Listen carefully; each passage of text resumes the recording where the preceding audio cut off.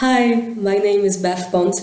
I am a arts manager, researcher, and consultant based in the city of Salvador, Bahia, in Brazil.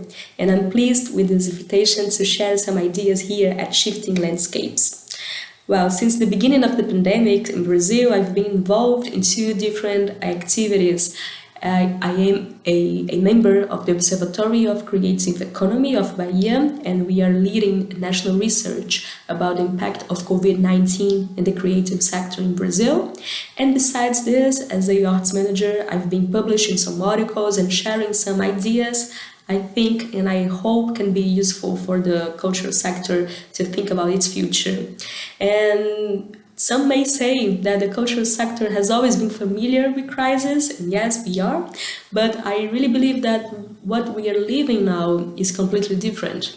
And this because the pandemic threatens not only the way the sector subsists financially, but above all, the way the sector exists. And that was precisely why the cultural sector and its institutions were the first to be affected and will probably be one of the last sectors in society to fully recover again.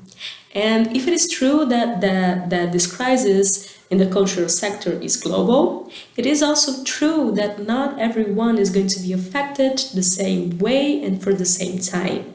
And I really believe that we should focus more attention to the effects of pandemics in what I call the fragile cultural ecosystems. And I'm not only talking about the difference between countries, especially here in Global South, but about the differences within the cultural sector and within the countries themselves. In any scenario, it is likely that these fragile cultural ecosystems, to which the situation was not good and easy much before the pandemics, they will face harder and longer impacts, and their recovery process will be much more difficult if it ever occurs. And I really think that we should look to these challenges, to these unfolding consequences and mid and long term with different lenses, because they will require different solutions.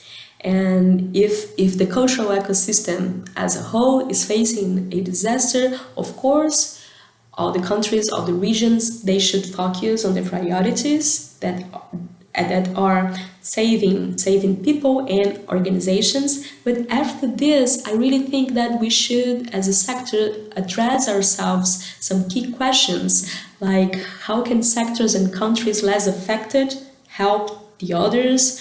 How can networks of cooperation and solidarity be established and overcome geographical barriers? And from the point of view of public policies, how can we prevent this crisis from deepening the inequality of access to culture from vulnerable communities and groups? And I really believe that our actions now are going to define how the future will look like and if the cultural ecosystem will be better in the future. And I'm pleased, I'll be happy to keep this conversation here with you at Shifting Landscapes.